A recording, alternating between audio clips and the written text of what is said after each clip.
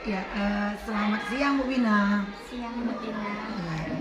Eh, Kemarin kita udah melakukan observasi ketika Ibu membawakan pelajaran bahasa Inggris, metode pembelajaran berdiferensiasi. Jadi di situ saya sudah melihat bagaimana Ibu sudah menyampaikan pokok bahasan yang menurut saya sudah cukup bagus yang Ibu sampaikan.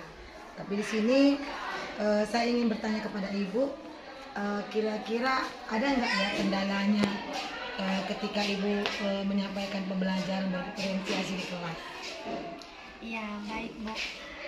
Saya menjawab ya. Itu kemarin waktu saya mengajar ya, bahasa Inggris ya. Bahasa Inggris itu kemarin kan kami mempelajari tentang pronunciation, yang namanya dalam bahasa Inggris itu pronunciation. Jadi di kelas itu murid-murid itu pada nggak mengerti Bu cara membacanya bagaimana, karena bahasa Inggris itu kan penulisannya itu beda dan pengucapannya itu beda. Jadi pronunciation mereka itu kurang mengerti cara pengucapannya bagaimana, dan disitulah kendalanya. Kemudian ada juga murid ketika saya menjelaskan mereka juga ribut. Jadi waktu saya menerangkan pengucapan dalam pronunciation itu, mereka pun dengan cara ribut seperti itu jadi kurang mengerti, nggak jelas gitu Bu, ya kan. Jadi intinya kalau mengajarkan pengajaran kemarin itu kurang mengerti lah, dan bagaimana ya caranya saya pun berpikir buat kedepannya supaya lebih menarik lagi saya untuk mengajarnya. Iya Bu. Jadi kalau saya lihat, Stop dulu, Stop dulu. Gak apa-apa. kenapa? Udah. Bukan memori habis. Memori kakak. Memori habis ya? Cut dulu ya, Kak. Iya, saya rasa sudah cukup bagus Ibu memberikan suatu pembelajaran di kelas dari yang Ibu paparkan dari beberapa metode-metode.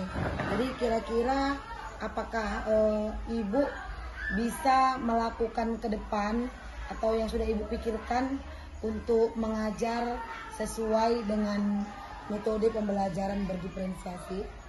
Iya, saya rasa sih saya cocok ya Bu, seperti itu pemikiran saya. Karena dengan saya menggunakan audio. Iya, kalau menurut saya apa yang sudah Ibu paparkan tadi sudah sangat bagus sekali mengenai bagaimana cara mengajar Ibu di kelas.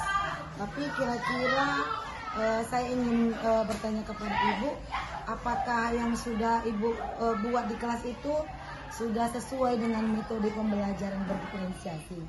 Iya, saya rasa Stop. Ya, menurut saya sudah cocok ya Bu apa yang saya rencanakan tadi, karena yang mau saya buat itu dengan menggunakan audio itu seperti pronunciation itu kan harus menggunakan audio Bu, pendengaran yang jelas. Karena kalau pengucapan dalam bahasa Inggris itu hampir-hampir sama. Nah, jadi kalau udah mendengarkan audio kan mereka tuh lebih jelas, lebih paham dia. Jadi kedepannya itu saya akan menggunakan audio dan visual lah Bu, biar lebih menarik. Karena kalau dalam penglihatan berupa video gitu kan mereka lebih fokus melihat saya mengajar, seperti itu Bu. Iya, sangat bagus sekali ya rencana Ibu Wina. Dan kira-kira yang udah Ibu pikirkan lagi rencana kedepannya supaya bisa Ibu bisa menerapkannya di kelas untuk bisa mengikuti metode berdiferensiasi. Kira-kira apa ya Bu yang Ibu terapkan, Ibu rencanakan lah ke depannya? Ya itu tadi Bu yang saya bilang kan, saya kan tadi udah bilang saya mau rencananya mungkin pengajaran saya yang membuat mereka itu ribut, itu kurang menarik. Jadi makanya mereka itu kurang paham apa yang saya ajarkan. Nah, jadi Oke, Bapak Ibu semua, terima kasih atas obrolan kita hari ini. Luar biasa ya, menarik sekali obrolannya, bagaimana pengembangan kita ke depannya.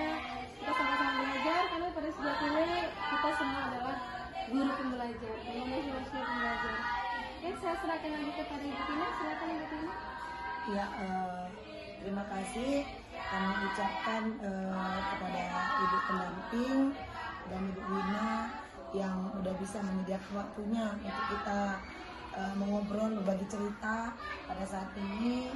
Kiranya setelah dari obrolan kita ini bisa bermanfaat bagi kita dan bisa sama-sama dalam pembelajaran semakin berkreatif dan kita pun tetap sehat-sehat dan dimurahkan rezekinya.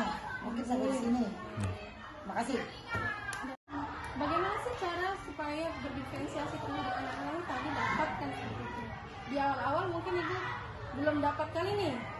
Bagaimana sih menyelesaikan kebutuhan siswa belajar dengan berdiferensiasinya mereka dengan perbedaan-perbedaan kebutuhan belajar mereka kan seperti itu. Tapi saya dengar tadi dengan cara menggunakan speaker ataupun infokus, kemudian sesuai dengan materi yang disampaikan kan seperti itu. Mungkin dengan audio, dengan cara audio mereka bisa lebih mendengarkan kata-kata yang memahami kan seperti itu. Kemudian kalau visual kita bisa melihat ya kan, bisa melihat langsung apa yang dimaksud. Kata-kata itu terlihat sama mereka, nggak hanya mendengar. Karena dalam bahasa Inggris ini sekarang harus bisa melihat langsung dan mendengarkan. Listening ya, listening ini luar biasa karena satu kata bisa berbeda arti gitu ya. Jadi mereka yang tidak mendengarkan kata tapi melihat langsung kata itu, kata-kata itu. Jadi luar biasa. Ini saya harap sih kedepannya ini akan lebih baik ya, lebih kita didorong untuk kreativitas yang lebih tinggi di sini, untuk kebutuhan belajar anak-anak di sini karena anak-anak akan dapat pembelajaran yang kita berikan sesuai dengan apa yang mereka inginkan, bukan yang kita inginkan tapi sesuai dengan keinginan mereka. Dan kenapa keinginan mereka? Karena mereka punya kebutuhan belajar khusus. Tidak semua siswa memiliki kebutuhan belajar